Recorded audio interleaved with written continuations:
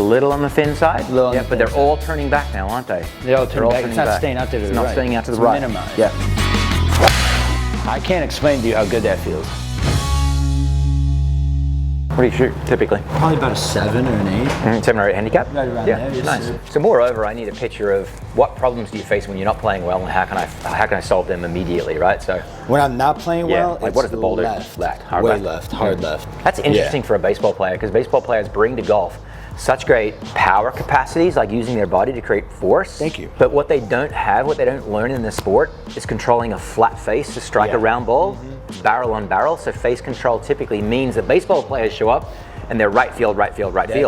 So it'll be interesting to see where your left comes from. So that's exactly where I was when I started. If you watch good content, even a year and a half ago, big slice. Yeah. And then I think I just took it way too far to the extreme. Yeah. And now I line up probably 20, 30 yards right of my target, and I think I kind of hit a trap draw. Yeah. And just draw it back on. I'm playing the best golf I've ever played, though. Sweet. Well, I don't want to change that. I just want to enhance it. There's a lot of room for improvement. Yeah, right on. My biggest miss, though, is like when I'm having an off day, it's just left. And what club or clubs does it typically show up with? Can it show up through the bag, or is it just at the long end, like driver or long irons, mid irons? I mean, obviously it doesn't affect like gap wedge and down, but pitching wedge up, it happens. Okay. Got it. Let's grab a 6-iron with the assumption you're already warmed up. Yes, sir. I hit some. Yes, sir. Sweet. Holy moly. Well, I'm right about one thing. Baseball players bring a lot of speed to the game. That's a 6-iron at 101 miles an hour and 145 miles an hour ball speed. Just for context. Oh, wow. I've coached some pretty fast plays in my time, and with a 6-iron, that's like jaw dropping. Like 143, 144. When you touch 145 with a 6-iron, that's phenomenal. 221, 222 in the air. That's what you play it? You just made my day, brother. That is not what I play it. I caught that well. I normally, it's about my, probably right around there. It's about my 210, 215 club. Yeah, okay. See, and then that's the thing, is I aim way right, and then when I do miss it, it goes. Yeah.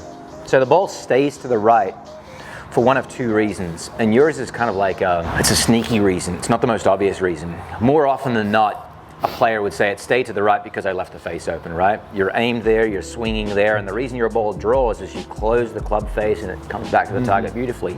But if you look down at the club head, there's a difference in contact location that we see from ball 1 to ball 2. So your ball stays right mostly due to the contact location. So when we're looking at this, what I'm trying to solve for is, why did you thin heel the second one? Because that's the thing that causes it to hang to the right versus any face relationship issue. So I'm not certain what that thing is just yet. Okay. I need to see more than just 2 swings, probably 3 or 4. Perfect. And I had a tech issue. Yeah, same thing. Just swing to your heart's content. Beautiful again. There's 146. You just got faster again. God, I'm good. Wow. Oh no, I didn't do anything. I didn't tell you anything yet. I just need to see 1, maybe 2 off the grass. So come on out. Off the grass? Yes, sir. Yeah. Again, aiming wherever you need to bring it down on that red flag. Same thing, just like that other one. There's the thin right one. There's a thin right. Yeah. Do you ever film yourself or watch yourself from the content that you film? No, sir, I do not. Got it. All right. It's okay though if I show you what it is that you're doing, such that it's a good learning tool, right? Yes, sir. Feedback? Yes, sir. Perfect. One more. Cool, nice shot. Thank you.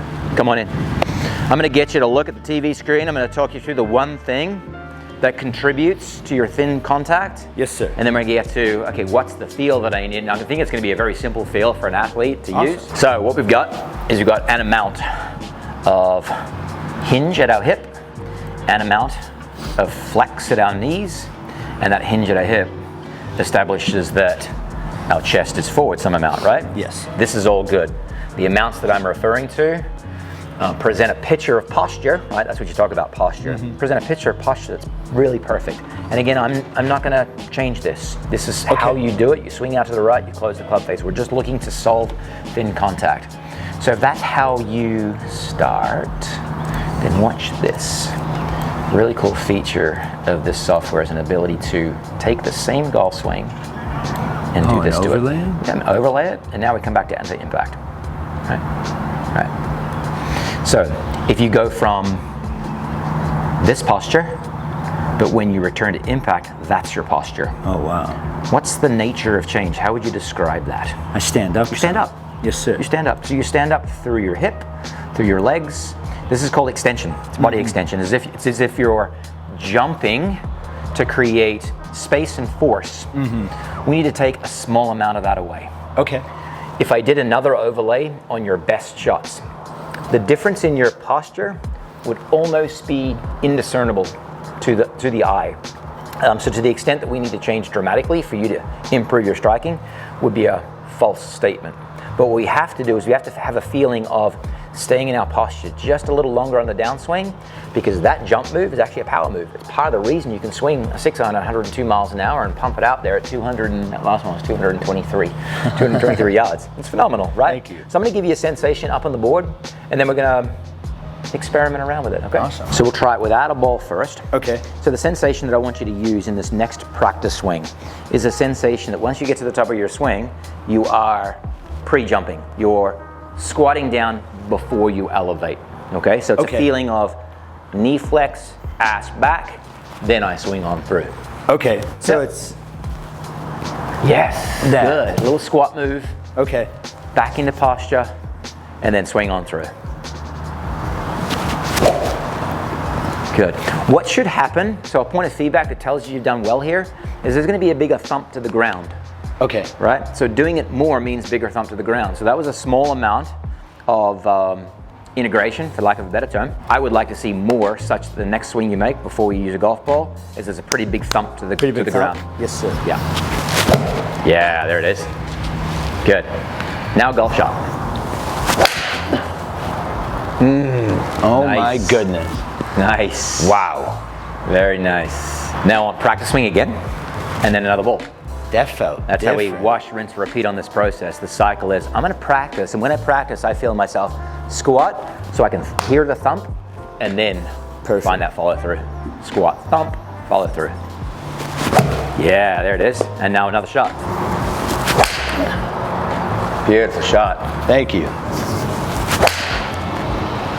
Okay, what does that contact tell you? Just a little on the thin side? Little on Yeah, the but thin they're side. all turning back now, aren't they? They're all turning back. It's not staying out there to It's the not right. staying out to the It's right. minimized. Yeah. So that contact miss that was causing it to hang to the right is starting to be minimized. And with practice, meaning rep on top of rep on top of rep, it'll all go away. So I give you this as 1A. Like there's a feel that I've just given you, which is, hey, feel like you're squatting back down and thumping the ground. But sometimes, like, swing fields have a shelf life. Yeah. Right? Just like milk has a shelf life. It may continue to work, but if it doesn't, there's always something else to go to.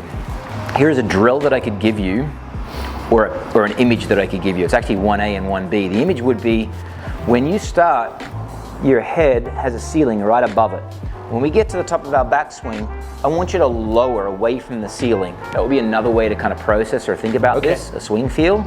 The drill that I could give you, I'm going to switch positions with you and borrow your club, would be this one. It's called a stinger drill, where you take your regular stance. I'll actually set up like you, just so I'm doing it like full form here. And what we do is we set up regular stance, and then we hold the club down the end and we lift the club up off the ground. Then what we do is we make a backswing, and since I've shortened down on the club, some 4 inches, now I have to recover that distance, don't I? So I have to lower my body some amount to get back to impact before I stand up out of my posture. So that stinger drill would be a 1B. I don't think it's necessary. 1A feels phenomenal. Yeah. Like it makes sense in my mind. Yeah, the right. 1A feeling Right. feels good. Yeah. So just like, oh, I've got a headache. There's severities of like headache for which we might take Advil or Tylenol or Motrin, and then we go to codeine-based medicine, right? Yeah, when it's really, really bad. Yes, sir. So you have these things in your back pocket, like primary weapon, secondary weapon, to solve your contact problem, to solve that posture problem. Coming back, beautiful. I can't explain to you how good that feels. Nice. I finally feel so much, it feels repeatable. Yeah, and you should feel grounded a little bit longer in your golf swing. Questions? What questions do you have for me? Last time, Strike, all the guys told you was David Ledbetter in California, and that was kind of more takeaway. Yeah. Which obviously I can't tell if I'm probably still inside a pretty good amount. You're inside relative to the target, I mean, relative to the camera line and relative to the target line, but not relative to where your body alignment is. Actually, very good. Oh. Yeah, if you actually lined up on the mat, Square. yeah, you'd see your golf swing as a very conventional path, pattern, or structure to it. Those are the things that we would describe a golf swing as. What's the pattern? What's the structure? That's not important. What's important is that you know what causes the missed shot. Yes. And also have a sensation or a 1A or 1B sensation to try and solve it. Yeah. And it all relates to standing up out of posture a little bit too much, a little too early. And so it's underneath the ceiling, feel yourself down in a squat before you stand up post-impact. Go have fun with it. I'm going to. It will be. Thank you, sir. Yeah, you're going to strike it far more solid, far more often. Yeah, you're going to start to kick some ass.